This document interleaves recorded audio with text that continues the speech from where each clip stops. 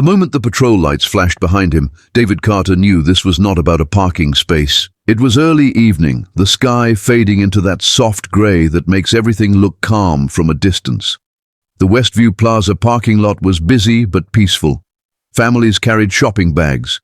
Teenagers laughed near the entrance. Nothing felt tense. Nothing felt dangerous.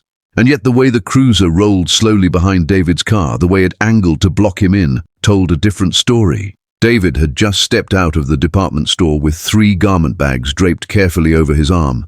Inside one of them was a midnight blue prom dress his daughter had fallen in love with months earlier while scrolling through pictures with her mum. His wife, Lena, had passed away the previous summer after a long fight with cancer. Prom had been one of the last things Lena talked about before she got too weak to speak. She had described the exact color she thought would make their daughter glow. So David had taken the evening off work, something he almost never did. As a federal protective agent assigned to a high-level security detail in Washington, his time was rarely his own.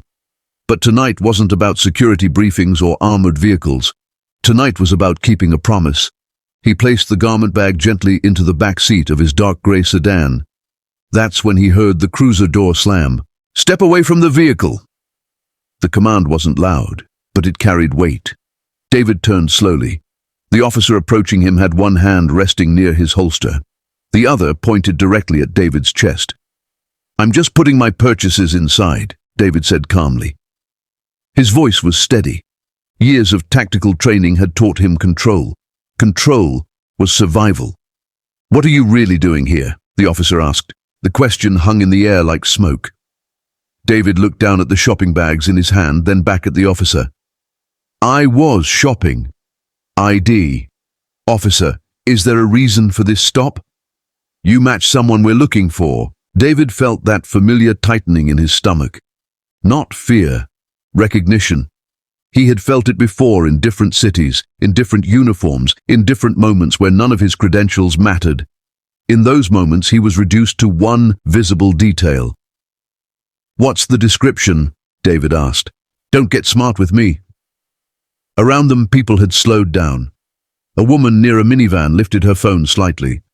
2 teenagers stopped walking and stared openly. David reached slowly into his back pocket and handed over his license. The officer took it and walked back to his cruiser. The flashing lights remained on, painting everything in red and blue. He stood there in the open, hands visible, breathing slow and measured.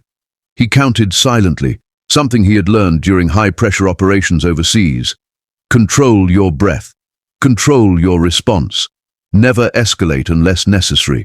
The officer returned. "You live in River Oaks?" he asked, glancing at the address. "Nice area." David said nothing. "What do you do for a living?" "That's not relevant." The officer stepped closer. "Everything is relevant." David kept his tone even.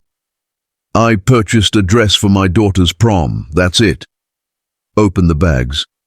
"I'm not consenting to a search." The officer's jaw tightened. "You think you know the law?" "I do." The words were simple. They weren't loud, but they carried a quiet certainty that irritated the man standing in front of him. A second cruiser pulled in, then a third. 2 more officers approached, clearly trying to read the situation. Their eyes moved from David to the garment bags, to the crowd that was growing by the minute. "What's going on?" one of the new officers asked. "He's refusing to cooperate," the first officer snapped. "Possible stolen merchandise." The newer officer looked confused. "From where?" "From the store," the first officer said quickly. David watched their faces. He saw doubt.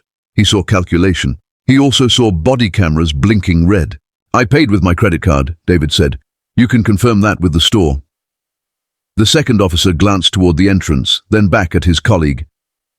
"Did dispatch send a call about theft?" "No," the first officer answered too quickly. "Earlier description." The hesitation was noticeable. So were the phones now fully raised in recording position. The air shifted. One of the backup officers spoke quietly but firmly. "Sir, you're free to go." The first officer stiffened. "He's not going anywhere." The tension thickened. For a brief second, authority was divided. David held his ground. He didn't move. He didn't argue. He simply stood, a calm figure in the middle of flashing lights, surrounded by witnesses. "You can't just walk away," the first officer muttered. "Yes," David replied softly. "I can." He took his license back, opened his car door and slid into the driver's seat. His movements were slow, deliberate. He started the engine and pulled out carefully, signaling as if he were in a driving exam. In the rearview mirror, he saw the cruiser follow him. For 2 miles, the patrol car stayed close, waiting, watching, hoping. David gave them nothing. When he reached home, his daughter was sitting on the couch, her eyes red from crying over something she wouldn't admit. When she saw the garment bag, she stood up. "Is that it?" she whispered. He nodded. She opened it and gasped. The blue shimmered under the living room lights.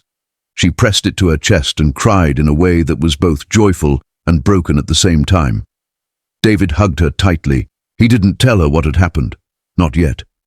Later that night, after she went to bed, David sat alone at the kitchen table. He replayed every word, every expression, every threat disguised as authority. Then he opened his laptop, and he began to write.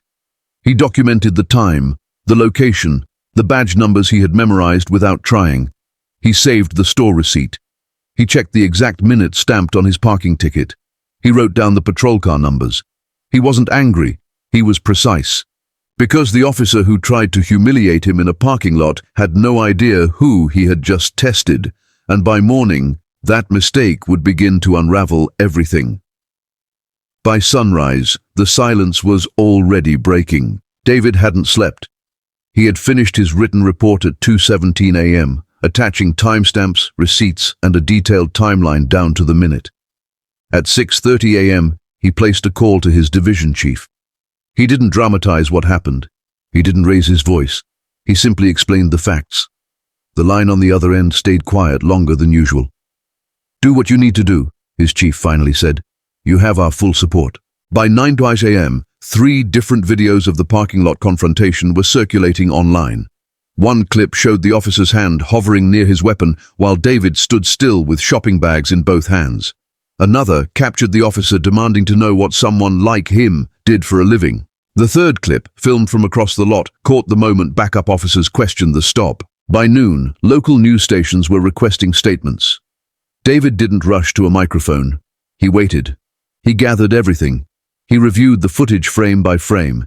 He compared it with the report the officer had filed, which he obtained through public request channels. And when he read it, his jaw tightened for the first time. The report described David as evasive, uncooperative, possibly connected to retail theft. It claimed he refused to show identification. It stated the officer acted on a suspect description from dispatch. Every line was false. That was when the situation shifted from insult to offense. 2 days later, David stood behind a podium in a pressed navy suit. His daughter stood beside him, wearing the blue dress. She didn't speak. She didn't have to. The image said everything. "My name is David Carter," he began calmly. "I serve this country in a federal protection role. On Monday evening, I was detained in a mall parking lot while buying my daughter a prom dress. I was not stopped because of suspicious behavior. I was stopped because of perception." He didn't attack. He didn't shout. He presented timestamps. He displayed the receipt. He played the body camera footage that contradicted the officer's written report. The room was silent. Reporters asked questions. David answered each one with steady precision. When someone asked why he didn't mention his federal position during the stop, he paused. "Because my rights don't depend on my job," he said. That line traveled faster than anything else. Within 48 hours, the police department announced an internal investigation. The officer involved, Mark Ellison, was placed on administrative leave. What the department did not expect was what came next. More people started speaking. A man contacted a local reporter describing a similar stop 6 years earlier. A woman shared a video from 3 years ago. Another family described being detained outside a grocery store. Patterns emerged. Complaints that had been quietly dismissed resurfaced. The pressure grew heavy. During the internal review, discrepancies multiplied. Dispatch records showed no active theft report that matched David's description. Body camera footage revealed the officer's tone escalating without cause. The written report conflicted with the video at multiple points. The officer had assumed no one would challenge him. He assumed wrong. The county prosecutor announced criminal charges for filing a false report and violating civil rights statutes. Civil attorneys filed a lawsuit naming not only the officer but the department for failing to act on prior complaints. The courtroom months later felt colder than the parking lot had. David testified without emotion. He described the weight of flashing lights behind him, the humiliation of being questioned in front of strangers, the restraint it took not to escalate. He described his daughter's face when she saw the dress and how he chose not to tell her what happened that night. When the defense suggested the stop was a reasonable safety measure, David leaned forward slightly. "Reasonable suspicion requires facts," he said. There were none. The jury watched the videos again. They read the conflicting reports side by side. They heard testimony from former complainants who had been dismissed before. It took less than 4 hours. Guilty. The sentencing hearing was quiet. The judge's words were sharper than any raised voice. "You were given authority," she said to the officer. "You used it to intimidate instead of protect. That is not policing. That is abuse." The officer received prison time, termination, and permanent disqualification from law enforcement. The civil trial followed months later, resulting in a multi-million-dollar settlement. But the financial penalty was only part of it. The court mandated structural reform. An independent civilian review board was created with subpoena power. All prior complaints were reopened. Officers with repeated sustained allegations faced discipline. Body camera policies were strengthened with automatic preservation protocols that removed discretionary deletion. Within a year, measurable change appeared. Stops based solely on vague descriptions decreased significantly. Complaint investigations showed higher accountability rates. Data transparency reports were published quarterly. For David, the victory felt quiet. He didn't celebrate. He returned to work. He continued protecting others in the shadows, where his job required him to be invisible. At home, prom night came and went. He stood in the driveway taking pictures of his daughter as she laughed with friends. For a few hours there were no patrol lights, no cameras, no tension, just music, dresses, and teenagers trying to grow up too fast. Later that night, after she returned home, she asked him softly, "Did something happen at the mall?" He looked at her for a long moment. "Yes," he admitted. "Did you fix it?" He nodded slowly. "I tried." She hugged him in a way that reminded him of Lena. Strong. Certain. Months later, David was invited to speak at law enforcement training seminars.